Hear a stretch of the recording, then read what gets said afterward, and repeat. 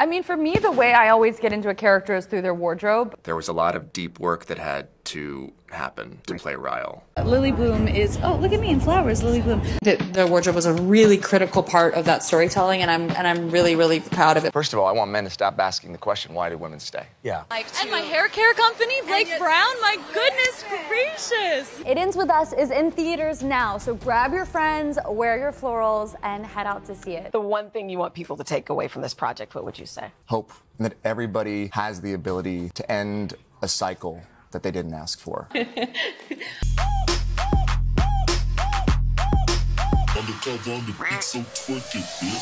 Bonjour, bonsoir tout le monde, je suis ravie de vous retrouver aujourd'hui pour une nouvelle vidéo et je voulais faire une petite parenthèse, j'ai oublié de le dire dans la dernière vidéo que j'ai faite sur l'actu de P. Diddy. J'ai donc lancé un nouveau format, donc n'hésitez pas à activer la cloche de notification pour être au courant de la sortie des vidéos parce que du coup ça sera un petit peu aléatoire. Donc aujourd'hui on va parler de tout le drama qu'il y a eu autour de la sortie du film Jamais Plus, où il y a Blake Lively et même maintenant Ryan Reynolds dans la sauce, son mari donc. On va parler de tout ça aujourd'hui, mais avant de démarrer, je vous laisse avec le sponsor du jour. Et je tiens à remercier notre partenaire du jour, CyberGhost. Vous le connaissez, hein, sur cette chaîne, je ne vous recommande que ce VPN. Il y a plus de 30 millions d'utilisateurs, ça n'est pas pour rien. Et pour ceux qui ne sauraient pas encore ce qu'est un VPN, je vais me faire un plaisir de vous expliquer ça en 2 temps 3 mouvements. Il s'agit d'un tunnel qui vous permettra de sécuriser vos données, donc de les crypter, de masquer votre adresse IP, lorsque vous vous connecterez à un serveur public. Donc là, par exemple, si vous êtes en vacances et que vous voulez vous connecter via votre téléphone ou votre tablette, votre ordi, peu importe, dans un aéroport, un café ou à l'hôtel, eh bien grâce à CyberGhost, vous deviendrez invisible aux yeux de tous les pirates potentiels et vous serez également protégé des sites malveillants. À part protéger votre vie personnelle, CyberGhost vous permet aussi d'avoir accès à du contenu géorestreint. Vous pouvez vous connecter aux États-Unis, au Japon, au Brésil pour avoir accès à leur catalogue. Et là, vous avez des programmes que vous n'aurez pas en France. Et c'est vraiment en 2-3 clics. Hein. C'est hyper simple d'utilisation. C'est pas du tout compliqué. Et ça, vous pouvez le faire sur Netflix, sur Disney+, sur Amazon. Bref, sur plein de plateformes de streaming. Mais c'est aussi valable si vous voulez regarder, par exemple, des programmes sur des chaînes locales. Voilà pourquoi je vous invite vivement à tester CyberGhost VPN. Grâce au lien que je vous mets en barre d'infos, vous aurez 83% de réduction, donc vous paierez uniquement 2 € par mois et vous aurez en plus 4 mois gratuits. Vous avez une assistance disponible 24 h sur 24, 7 jours sur 7 en français, 45 jours satisfaits ou remboursés. Sachez également que CyberGhost VPN est compatible avec tous les supports, donc macOS, Windows, Smart TV, console, et avec un seul abonnement, vous pouvez protéger 7 appareils. Voilà, écoutez, sur ce, je vous laisse avec la suite de la vidéo. Bon, déjà, plantons le contexte. Le film Jamais Plus. Qu'est-ce que c'est à l'origine? Il s'agit d'un roman de Colleen Hoover et c'est donc Justin Baldoni qu'on a pu découvrir dans la série Jane the Virgin qui va donc adapter à l'écran ce roman. Il va également le produire avec sa société Wayfarer Studios. Et donc ce livre raconte l'histoire de Lily Bloom qui vit une relation abusive avec donc son compagnon Ryle, interprété donc par Justin Baldoni. Et Lily Bloom, c'est Blake, hein, bien sûr. Donc le cœur du sujet, c'est la violence domestique, mais également émotionnelle et même sexuelle, alors qu'elle envisage également de raviver une vieille romance avec son amour de lycée, Atlas. Nous sommes en 2016, quand Colleen Hoover sort donc le livre Jamais Plus. À cette époque-là, le livre fait pas trop de bruit. Et c'est en 2019 que Justin va se retrouver avec le livre entre les mains. Il va être complètement chamboulé par l'histoire et justement ça tombe bien avec sa boîte de prod. Il cherche justement un livre qui pourrait adapter au cinéma et qui soit, on va dire, commerciable. I read the book. I couldn't even finish it. I was just crying as I was reading it. You were crying. I was in tears. I could be this touched by Lily Bloom's story, and I can only imagine what this could do for so many people. So I wrote Colleen, and she believed in me enough to give me the honor of adapting it, and it's been 5 years to get here. Et cerise sur le gâteau, Colleen Hoover elle-même lui envoie un mail en lui disant « Je trouve que tu devrais jouer le rôle de Ryle. Est-ce que tu y as pensé ?» Non, il n'y avait pas pensé, mais ça a fait son petit bonhomme de chemin et au final, il a accepté de jouer Ryle. Alors tout ça, c'était bien beau, d'autant plus que Colleen Hoover avait déjà reçu des propositions. Elle avait rejeté toutes les propositions et elle a accepté avec Justin parce qu'elle dit, je cite, « J'avais l'impression qu'il comprenait le livre et qu'il comprenait l'importance pour les gens de le voir à l'écran. » First memory of being alive, I was probably 2 years old, and I remember my sister and I hiding in our bedroom, and I peeked out right as my dad threw a TV at my mom. She left him shortly after that. I always questioned, like, how was she in this abusive relationship? And so writing her story for me was a way to explore that. Donc Justin a endossé la casquette de producteur, mais également de réalisateur et aussi donc de comédien.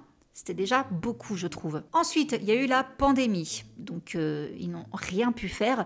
Et c'est justement pendant la pandémie que là, le livre Jamais plus a eu un regain de popularité. Il a explosé tous les records. Il est devenu best-seller en 2022, donc 6 ans après sa parution. Du coup, ce succès fulgurant a attiré l'œil de plus grosses têtes, dont Sony, qui a décidé donc d'injecter en fait des billes dans la production du film. Le budget n'était pas très gros, donc ils ont gonflé un peu plus le budget pour être de la partie. Et donc là, on a pu voir sur les réseaux Justin et Colleen qui postaient des vidéos où ils montraient un petit peu tout le processus de création du film, donc l'écriture du scénario, etc.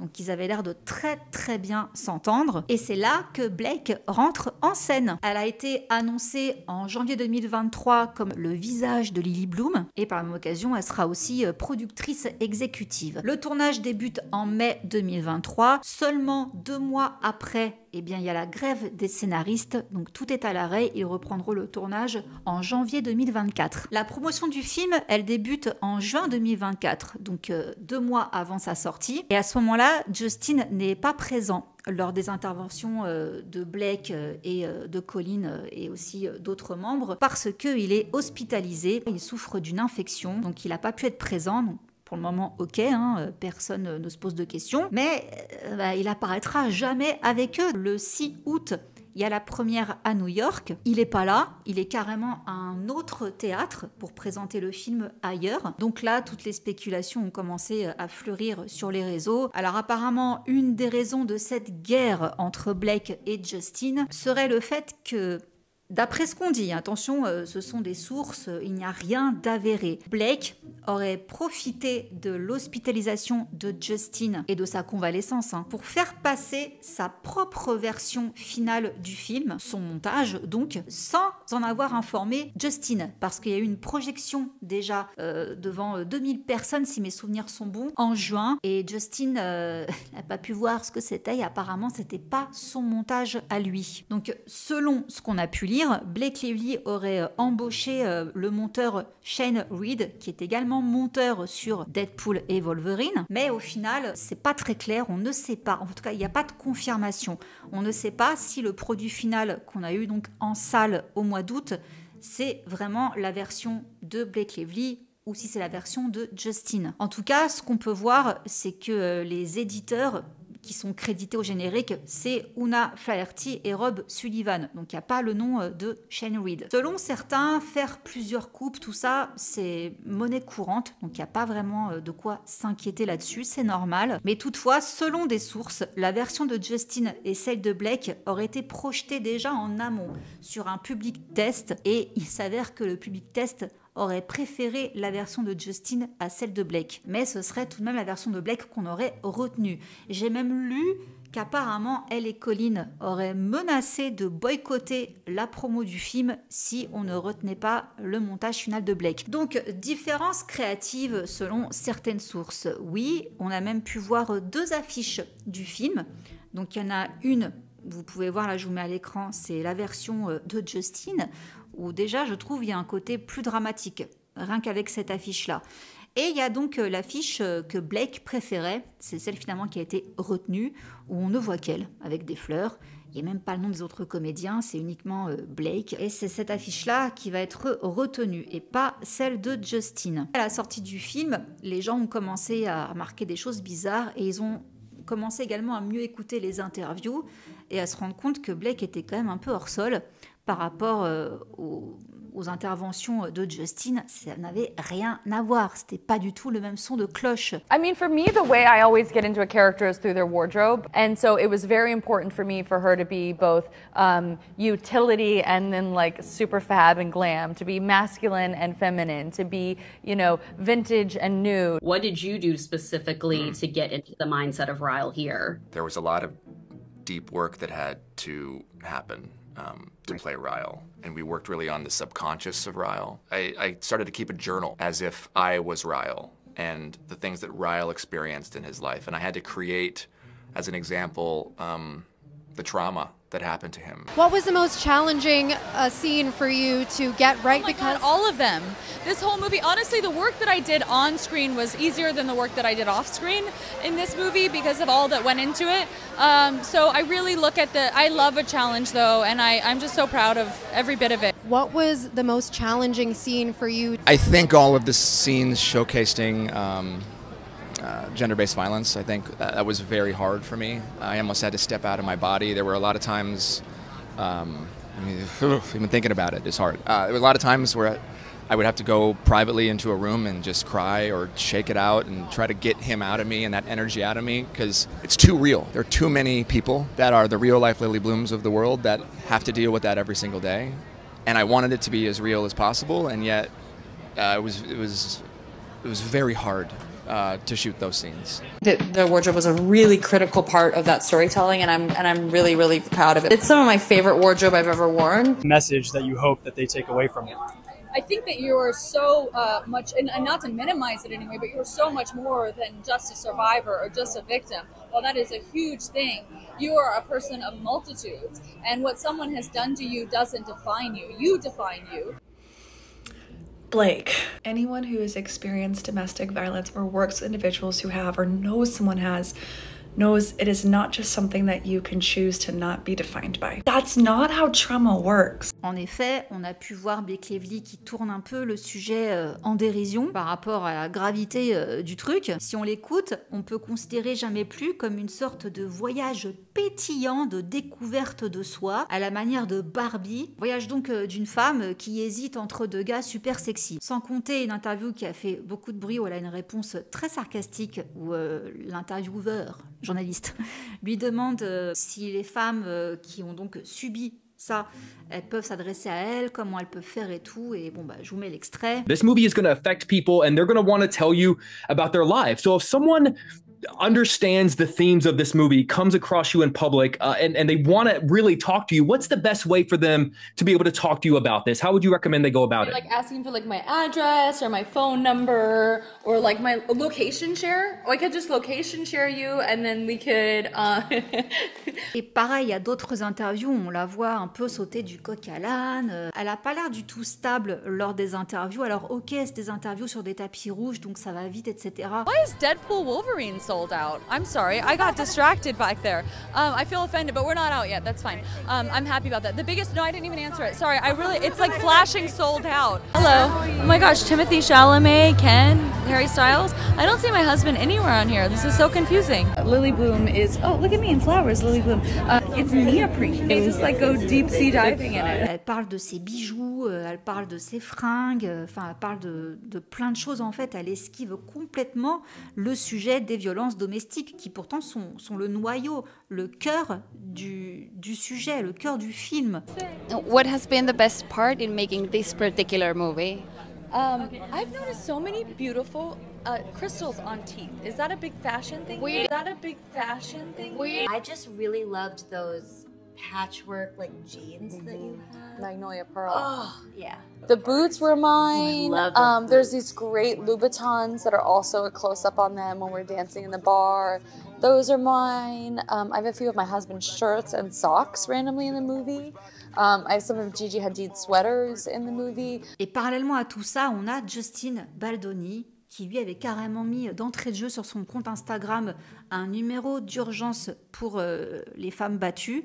Blake Peanuts. En gros, ce qu'on reproche à Blake, c'est d'avoir glamorisé la violence domestique. On a trouvé ça de très mauvais goût, enfin le coup de prenez vos copines, portez des fleurs et allez au cinéma. Yeah. It Ends With Us is in theaters now, so grab your friends, wear your florals, and head out to see it. Love that you already got your ticket. We love somebody who's very, very, very prepared. And tickets are on sale now. It is a really nice thing to see with friends. Non, c'est pas du tout comme ça qu'il faut aborder le film. D'ailleurs, j'ai vu des vidéos sur TikTok de filles qui sont allées voir le film en pensant que c'était donc une petite comédie romantique et qui sont ressorties en larmes, qui l'ont très mal vécu. On compare les deux discours entre Justin et Blake, qui finalement parle des femmes, qui défend vraiment la cause des femmes, c'est Justin. Bon, d'ailleurs, lui, il a une réputation d'être quelqu'un de féministe. Il y a même un podcast qui s'appelle The Man Enough. Bref, c'est quelqu'un qui a une sensibilité, on va dire, par rapport à la cause féminine. Donc finalement, ce film fait complètement sens pour lui. Et c'est quand même dingue de se dire que c'est un mec qui défend mieux la cause des femmes et les victimes de violences conjugales qu'une femme, que même deux femmes, enfin, Colleen et Blake Lively. C'est quand même hallucinant. First of all, I want men to stop asking the question, why do women stay? Yeah. Right? I want men to take accountability. I want men to hold other men accountable. You have two very different characters. Both of them, in Atlas and Ryle, have had past trauma. One handles it very different than the other. And my other hope is that the men who have not done the work, who have not done the work to heal, if they see bits of themselves in Ryle, have a chance to step back. I need to get help. And hopefully that can create some compassion and empathy and make the world a safer place. The one thing you want people to take away from this project, what would you say? Hope. And that everybody has the ability to end a cycle that they didn't ask for.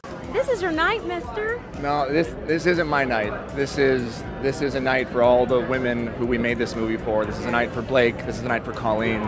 I'm just so grateful that we're here. 5 years in the making. Et le pompon, ça a été quand elle a annoncé sur les tapis rouges qu'elle avait en plus sorti sa marque de soins capillaires la même semaine que le film. I feel like you poured a lot into this movie, but then you turned around and you were just as supportive of Ryan. What is it like to... And my hair care company, Blake Brown, my goodness gracious! Alors là, il y a eu... ça s'est acharné sur TikTok. Je vous montre quelques extraits où les gens se sont vraiment foutus de sa gueule. What I hope people take away from the movie is that all of my hair was using my new hair care line, which is available at Target. Can you speak a little bit about domestic violence? What did you say? Miss Lively, I'll give you one more chance to say something actually important about the message of the film. I'm wearing Britney Spears' dress. Well, this is Britney's Versace dress, 2002, the butterfly dress, and this dress meant so much to me. Oh my God, my husband's getting soaking wet in the rain. Alors, sa marque justement de soins capillaires, là justement, fait tester à des clientes, à des fans, etc., ses soins. Bon, faire ça au même moment que la sortie du film, encore une fois, ça va pas. Mais en plus, la marque s'est mangée un effroyable bad buzz parce qu'à ce qui paraît, ça va pas du tout. Il y a eu énormément de retours de produits chez Target. Alors là-dessus, je mets un bémol parce qu'on peut se dire peut-être que les gens profitent de retourner les produits pour être remboursés. Allez, je passe là-dessus. Mais... il y a quand même beaucoup de revues sur les réseaux qui déjà étudient la compo, qui étudient le message marketing également de Blake et qui disent que non. Donc je vous mets plusieurs extraits. This is not the shot of strong, beautiful hair that I would want to see. This is some of the worst products that I've ever used on my hair. I hate that I'm making this video. Blake Lively, I love you, but this hair care line just isn't it. It's gorgeous, but it's not functional. This is not dry shampoo. Do not let it fool you. This is a texturizing spray. Please redo this. The smell is amazing. The formulation sucks. Donc voilà, comme je vous disais, sortir sa marque de soins capillaires en même temps que le film, ça va pas. Mais en même temps, vous pourrez me dire, oui, mais le film devait déjà sortir en février, après il a été repoussé en avril, après finalement il a été repoussé en juin, puis finalement encore au mois d'août. Oui, certes, du coup on peut dire que c'est pas de sa faute si ça coïncidait, mais je pense tout de même qu'elle aurait dû du coup décaler la date de la sortie de ses produits parce que là ça n'allait pas en fait. Mais bon, on va dire c'est pas très grave. Par contre, ce qui est grave, et là je peux pas passer là-dessus, c'est que lors des soirées pour le lancement du film, elle a quand même intégré sa fameuse marque de boissons non alcoolisées et alcoolisées, parce qu'elle dit qu'elle boit pas d'alcool, mais elle a quand même sorti des boissons alcoolisées. Déjà là-dessus, elle s'est aussi fait tacler. Pourquoi? Si tu bois pas d'alcool, tu vois un truc que tu ne consommes pas. Bref, vous avez parlé de cette marque-là dans la vidéo que j'ai fait sur elle. Il s'agit de la marque Betty Booze. Je suis désolée, là, je comprends la colère des gens parce que moi-même, j'ai sauté au plafond quand j'ai vu ça. Là, c'était la goutte d'eau. Elle a carrément nommé des cocktails en fonction du film. Donc, on a le cocktail Betty Blooms, on a le cocktail Kyle You Wait. Donc, Kyle, tu attends. Tu attends quoi d'ailleurs, je sais pas, mais c'est pas possible en fait. Tu ne peux pas sortir un film sur les violences conjugales en faisant la promo de ta marque de boisson, sachant qu'en plus les problèmes d'alcool et les violences domestiques sont étroitement liés. Donc ramener ça dans la promo du film, c'est d'un mauvais goût, mais là pour le coup je comprends la colère des gens. Mais vous me direz en même temps, Colleen Hoover elle a pas fait mieux, hein, parce qu'elle avait quand même sorti des vernis à ongles, Lily Bloom, ainsi qu'un livre de coloriage sur Jamais plus. Donc question mauvais goût marketing, là aussi on était au summum quoi, l'Oscar du mauvais goût. Bref, passons. Donc déjà voilà, tout ça, ça commence à très mal sentir pour Lily, j'allais dire. Pour Blake, ça sent pas bon pour elle. Et là, qu'est-ce qui se passe? On a une journaliste qui va ressortir une ancienne interview qu'elle avait fait donc de Blake lors de la sortie du film Café Society. Les deux pestes de lycée, vous voyez le truc, dans toute leur splendeur. Alors, je veux bien que peut-être ce jour-là, Blake, elle est enceinte. Peut-être qu'avec les hormones, elle était un petit peu... Voilà. Mais je suis désolée, ça ne justifie pas le vent qu'elle va mettre à la journaliste. First of all, congrats on your little bump. Congrats on your little bump. What about my bump? You've got two nice ones. And these... Did you guys love wearing those kind of clothes that you... Yeah. Yeah. And, you know, working in digital... Everyone wants to talk about the clothes, but I wonder if they would ask the men about the clothes. I would.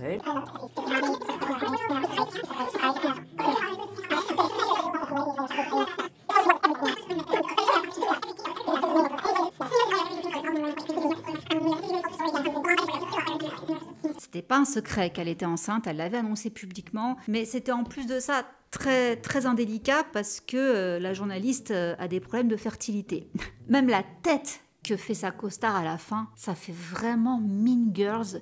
Et ce qui me fait encore plus rigoler, c'est que Blake, qui est quand même réputée pour être une fashionista, la preuve, on a eu droit à un défilé pendant la diffusion, là, les tapis rouges et tout de Jamais plus. Ça avait tout un intérêt, cette question, parce que c'est un film qui se passe dans les années 20. Donc forcément, les costumes ont une part importante, c'est limite un acteur du film, quoi, les costumes. Donc je trouvais la question complètement pertinente. Et le pire en plus, c'est que quand on lui demande comment elle est rentrée dans la peau de Lily Bloom, elle a dit que c'était grâce à ses fringues. Yeah, I mean, for me, wardrobe is the way that I enter a character, that I'm expressing myself through wardrobe, because it's the way I express myself. What did you do specifically here for Lily? I mean, for me, the way I always get into a character is through their wardrobe. Bon, donc, la vidéo de l'interview ressort. C'est pas bon pour Blake, avec tout ce que je vous ai raconté jusqu'ici. Et il y a une autre info, du coup, qui va fuiter. On pense que c'est pour essayer de foutre Justin dans la mouise afin que Blake, on lui lâche un petit peu la grappe. C'est ce qui se dit, hein. Car cette info, qu'est-ce que c'est ? Blake aurait été mal à l'aise sur le tournage de Jamais plus à cause de Justin Baldoni lui-même. Il aurait créé un environnement de travail toxique, il l'aurait embrassé trop longtemps lors d'une scène et il lui aurait fait du fat shaming en demandant son poids parce qu'il devait la porter lors d'une scène. Alors pour rappel, donc Blake venait d'accoucher, mais lui il a des problèmes de dos et en fait il avait demandé le poids de Blake afin de demander à son coach s'il pouvait la porter sans se faire mal au dos. Donc non, pas de fat shaming. Concernant le baiser lors du tournage, par exemple, il y a cette scène où Blake montre à Justin comment il devrait l'attraper, l'embrasser, etc. Et elle a même confié lors d'une interview qu'elle était coordinatrice d'intimité sur le tournage et que justement, elle n'avait pas été très à l'aise avec ce rôle-là. You should not be the intimacy coordinator. You should definitely hire intimacy coordinators, which we did have, thank goodness. So it's really important. You're supposed to, you know, tell a story well and make people feel, but you're also supposed to do it in a way that is like safe and respectful for all. Yeah, when I think of my involvement in the film, I don't really see that. Mais en soi, c'est pas très grave puisque Justin avait également embauché 2 coordinateurs d'intimité. Et pas que, il avait aussi embauché d'autres coordinateurs pour les scènes de violence, afin que tout soit chorégraphié, que tout soit encadré par des pros et qu'il y ait justement aucun souci. I'm a man. And this is a story that is told through the lens of a woman. And especially when it relates to intimacy scenes and to scenes where there is a mix of intimacy and violence, I wanted to make sure that those scenes had a female gaze. So early on, we brought on an intimacy coordinator. Blake was very involved in that and had amazing ideas. I just let the women figure it out, and I took a step back. Donc, l'histoire du baiser qui aurait pu être mal à l'aise, tout ça, bah apparemment toutes les précautions ont été prises. Mais elle a quand même pu se sentir mal à l'aise, si c'est son ressenti, ok, respectons ça. À ce moment-là, Justin Baldoni, qu'est-ce qu'il fait quand cette info sort ? Il embauche une femme qui s'appelle Melissa Nathan, manager de gestion de crise. Et elle s'était justement occupée de Johnny Depp dans son procès contre Amber Heard. Donc certains disent, mais alors attends, s'il a rien à se reprocher, pourquoi il embauche une femme qui s'occupe des gestions de crise, etc. Bah parce que l'accusation est grave. Que ce soit Blake ou pas qui l'ait faite, hein. Le truc, il est sorti. Le coup du baiser qui dure un peu trop longtemps, il faut comprendre que là, c'est un petit peu, on va dire, harcèlement sexuel. Hein, ça peut être interprété comme ça. Donc, ce sont des accusations qui pourraient ruiner sa carrière. Donc là-dessus, je pense qu'il a eu raison d'essayer de se protéger, enfin, en tout cas, de se faire entourer et de se faire conseiller par rapport à ça, si jamais on devait lui en parler. Autre info également qui sont sorties à ce moment-là, c'est le véritable rôle de Blake dans le film. Elle a eu son mot à dire sur pas mal de choses en tant que productrice. Bon, déjà, elle a pris le contrôle de la garde-robe, hein, comme je vous ai dit, celle qui s'est occupée de ses costumes. C'est également elle qui se serait occupée de la bande-annonce. D'après ce qu'on dit, la version de Justin ne plaisait pas à Blake. Du coup, elle a jugé qu'il fallait faire une autre bande-annonce qui était plus vendeuse et elle en a profité pour amener sa bestie Taylor Swift dans le délire. How did that come about? I mean, honestly, the trailer. It was put in trailer first, and you know, we worked really hard on that trailer, and it was just so powerful. It worked so well in the trailer that I was like, we got to put this in the movie. I did also scream when I heard Cherry by Lana Del Rey. Right? Yeah. They begged me to take that song out of the movie. Why? I'm not supposed to be talking about that. Et par rapport donc à ce tournage, il y a un article que j'ai trouvé dans Rolling Stone qui, je trouve, est très juste, même si au final ça reste des sources. Là, en fait, ils ont interviewé 3 personnes qui ont travaillé sur le tournage, donc 3 équipiers. Oui, on peut dire ça comme ça, hein, 3 équipiers. Donc c'est pas des acteurs, c'est des gens qui travaillaient quoi sur le film. Mais voilà, ils veulent pas dire leur nom. Normal, pour pas perdre leur boulot. Et j'ai trouvé que dans tout ce brouhaha de rumeurs, de tout ça, j'ai trouvé que c'était la version la plus plausible en fait qu'ils fournissaient. Tout le monde savait qu'ils ne s'aimaient pas. Mais je pense que certaines rumeurs en ligne semblent un peu fortes. Je ne pense pas qu'ils se détestent, mais je ne pense pas qu'ils travailleraient à nouveau ensemble. Leurs styles sont bien trop différents. Blake a un très bon sens des affaires. Justin, lui, il est de l'autre côté de la raison. Lui, il fait de l'art. Donc, ils ne peuvent pas s'entendre à ce niveau-là. Donc, ils disent aussi que Justin et Blake semblaient s'éviter sur le tournage. Ils ne les ont jamais vus ensemble, à moins que cela ne soit absolument nécessaire. Il y avait des idées tellement contradictoires sur la façon de faire le film, et comme Blake le finançait, Justin ne pouvait pas vraiment faire tout ce qu'il voulait. Mais aussi, il n'avait pas vraiment d'opinion bien arrêtée. Il est très doué pour diriger des acteurs et il est bon pour jouer le rôle d'acteur. Mais en ce qui concerne la mise en scène de l'ensemble du film, je ne pense pas que ce soit son genre de film à réaliser. Au début, elle était très enthousiaste à l'idée de commencer le projet. Elle a apporté des albums d'idées et des notes concernant les détails de la garde-robe. Elle avait sa propre vision de la façon dont elle voulait que Lily s'habille, ce qui était en contradiction avec les idées du département des costumes. Ce département courait partout pour essayer de comprendre comment il pourrait tout changer pour s'assurer que Blake soit heureuse. Il y a eu beaucoup de retours, d'échanges et de rachats de toute toute une garde-robe. Un autre membre de l'équipe affirme que le décorateur a été mis dans l'embarras lorsque Blake lui a demandé de modifier le plan initial du magasin de fleurs de Lily dans le film. Ils disent que le lookbook de la scénographie originale était presque gothique avec des couleurs riches, violet foncé, rouge profond, ce qui était donc une ambiance maussade, mais quand Blake est entrée dans le bureau de production, elle a dit qu'elle ne pensait pas que ce look correspondait au caractère ou au style de Lily. Bien que la conception n'ait finalement pas beaucoup changé, le membre de l'équipe affirme que cet incident était un exemple de la pression ressentie dans les coulisses à cause d'idées contradictoires. Et ces 3 membres interrogés par Rolling Stone disent également que Blake n'était pas la présence sur le plateau à laquelle il s'attendait. Elle avait souvent des conflits d'horaires, ce qui est courant pour les acteurs, mais pas pour l'acteur principal, qui est également producteur du projet. Et la passion qu'elle avait pour le film, il a chuté quand des photos du tournage ont fuité. Elle manquait de désir d'être sur le plateau. Si cela n'était pas contractuellement obligatoire, elle aurait probablement tout abandonné. Alors, j'ai ma petite idée là-dessus. Je pense que c'est complètement possible parce que quand les photos du film ont fuité, elle s'est fait détruire. Moi, la première, j'adhérais pas. Quand j'ai vu comment elle était habillée, je me suis dit, mais c'est pas du tout Lily Bloom. De toute façon, moi, de base, les personnages, je les voyais pas du tout comme ça. Mais apparemment, ça a été une volonté pour le film de corriger certaines choses qui n'allaient pas dans le livre. Par exemple, Colleen Hoover, elle savait pas combien de temps duraient des études pour devenir médecin, chirurgien. Du coup, Ryle était un peu plus jeune. Bon, c'est une boulette. Donc, effectivement, ils ont vieilli Ryle. Et afin qu'il n'y ait pas trop d'écart d'âge, ils ont aussi, du coup, vieilli Lily. Ils ont également rajeuni Atlas, parce qu'il y avait un écart d'âge un peu plus important entre Lily et Atlas quand ils sont jeunes. Lily, dans le livre, il me semble qu'elle a 15 ans et lui, il en a 18.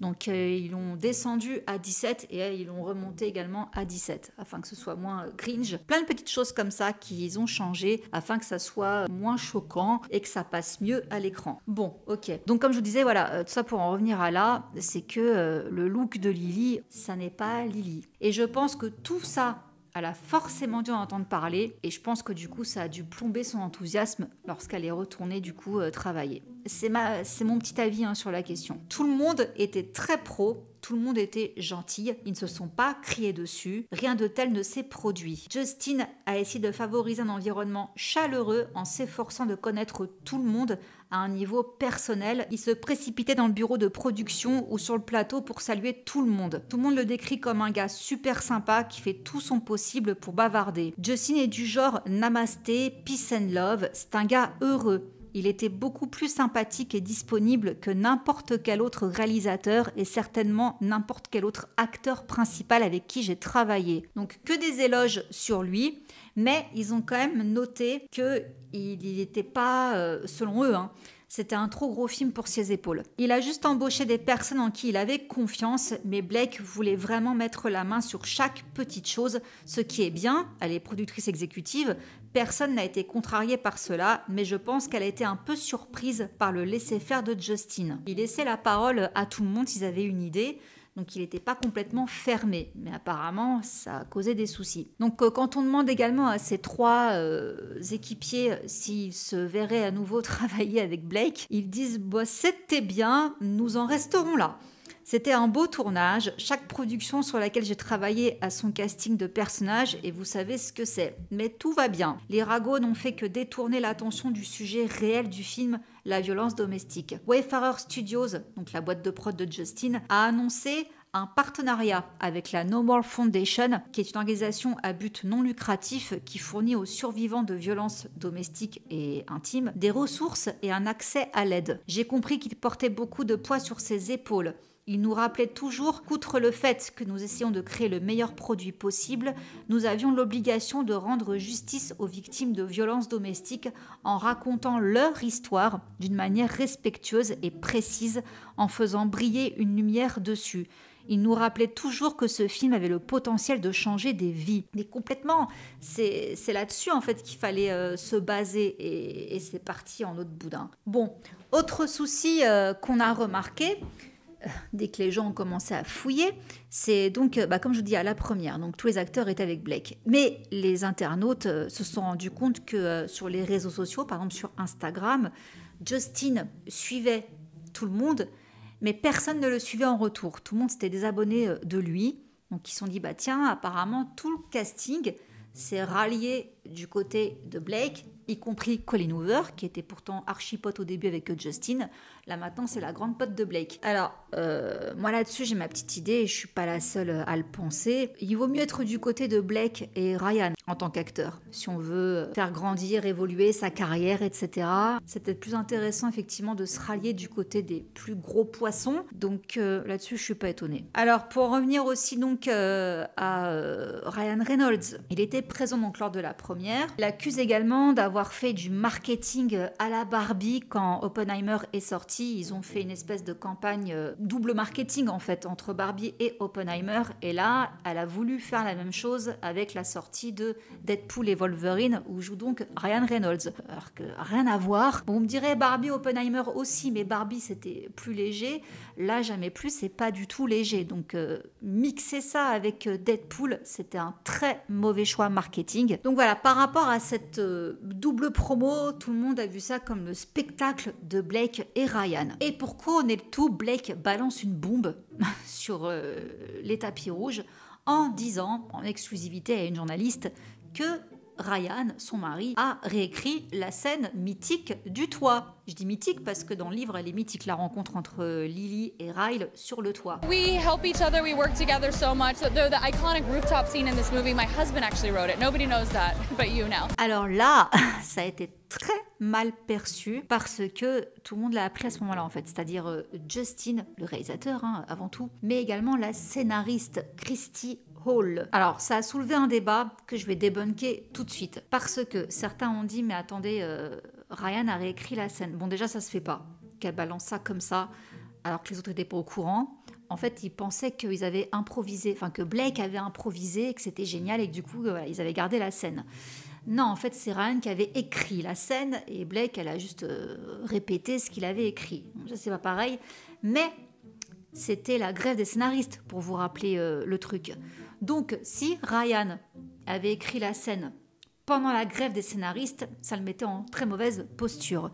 Or, il s'avère que non, ça n'a pas du tout été le cas. En fait, la scénariste, elle avait déposé le script, il était bouclé en fait avant la grève des scénaristes et la scène sur le toit aurait été filmée avant également la grève. Donc non, il n'y a pas de souci par rapport à Ryan qu'il écrit la scène. Ok, donc ça c'est réglé. Et d'ailleurs, elle a même affirmé, la scénariste, que ça la dérangeait pas en fait, qu'il ait mis son petit grain de sel dans le scénario, que ça avait rajouté quelque chose. Justin, pareil, il a dit non, tout va bien. Et du coup, ça a braqué les projecteurs sur leur couple et ça a ressorti les cadavres. La rencontre entre Blake et Ryan, qui était donc sur le tournage de Green Lantern, donc déjà on crie à l'infidélité parce que quand ils se sont rencontrés sur le tournage, Blake était avec Penn Badley et Ryan était marié à Scarlett Johansson. Et au final, tous les deux se sont séparés de leur moitié à 2 mois d'intervalle au même moment.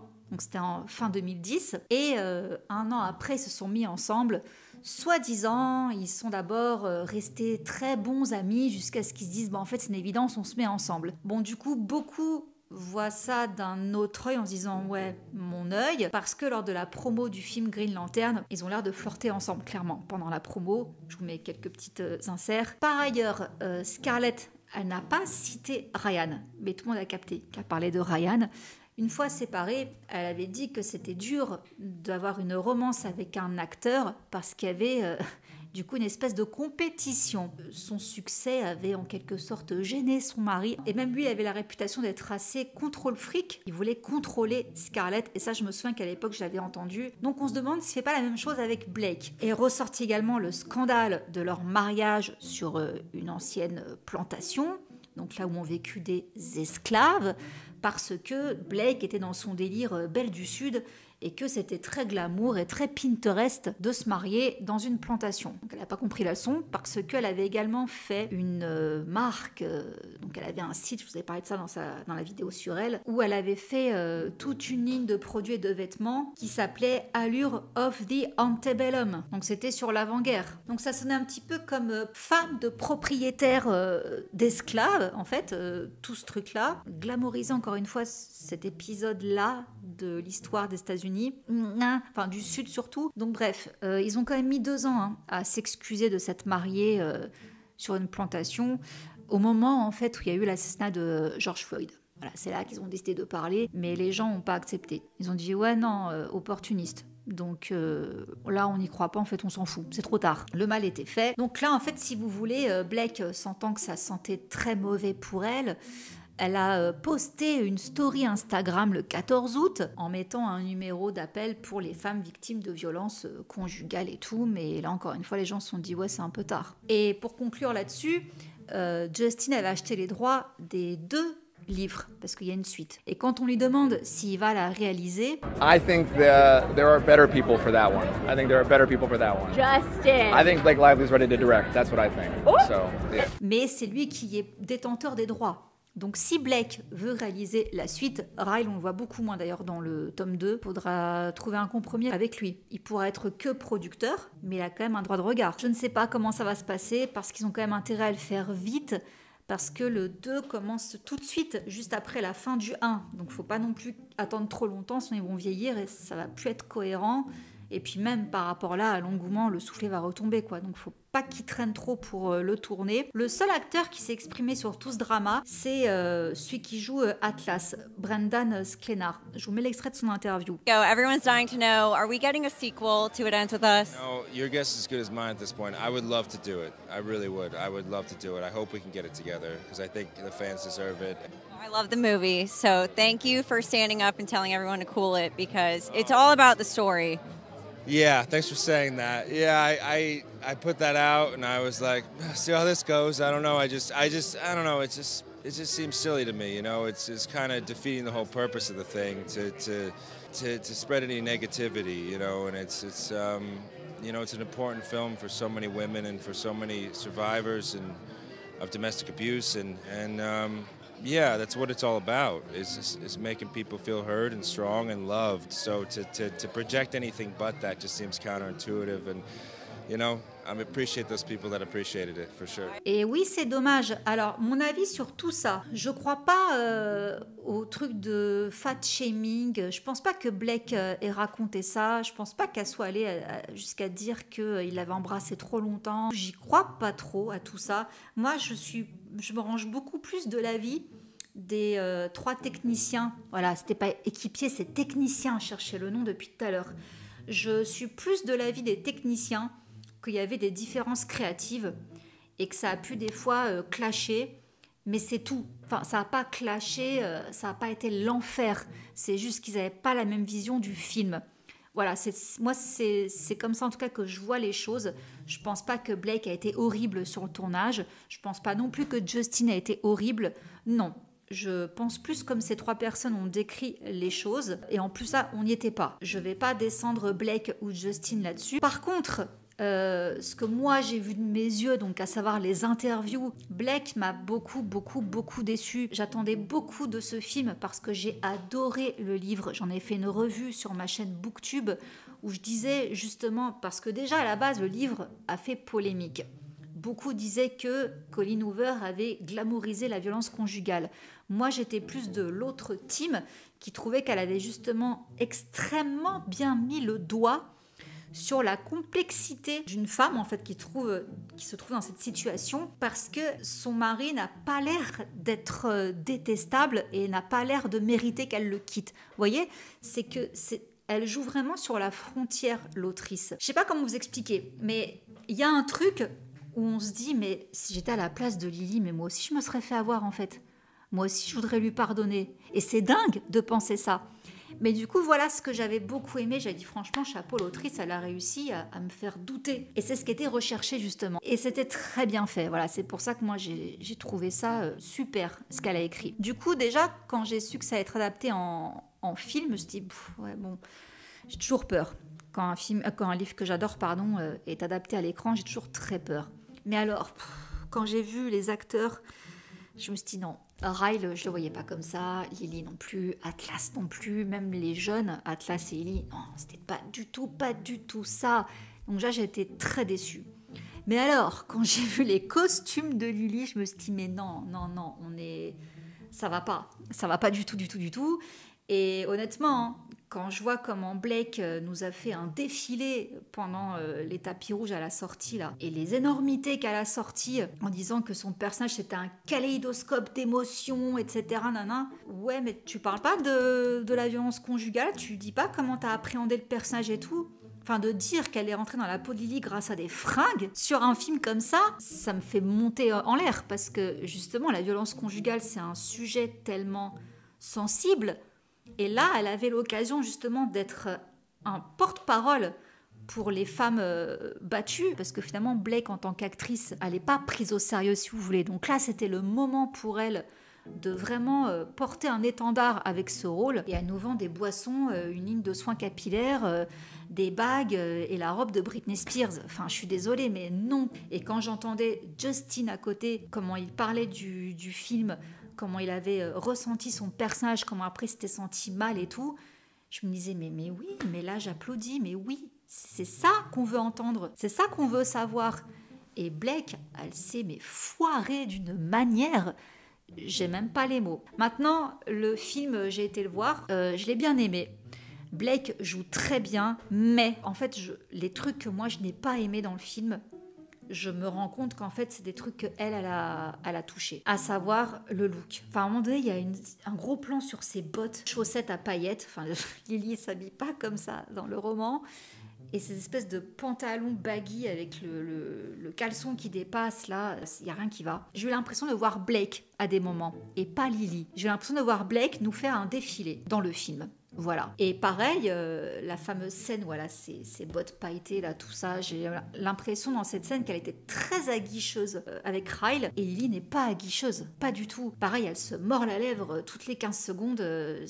Non, tout ça, c'est des mimiques qui vont pas avec le personnage. Donc, mais je trouve quand même qu'elle joue très bien. Il y a des scènes où c'est parfait, mais il y a d'autres scènes où je me suis dit, elle est hors sol. Là, ça colle pas. Par contre, Ryle, je trouve que Justin le joue à merveille parce qu'encore une fois, moi je cautionnais pas que ce soit lui qui le joue, mais je trouve qu'il l'a très très bien joué. Il réussissait en fait à me faire sentir sur le fil du rasoir. C'est que je le trouvais charmant et flippant en même temps. Même quand il faisait rien, quand il faisait rien de mal, mais il dégageait quelque chose où il arrivait à mélanger charme et menace. En tout cas, je ressentais ça comme ça. Et je me suis dit, mais il est bon.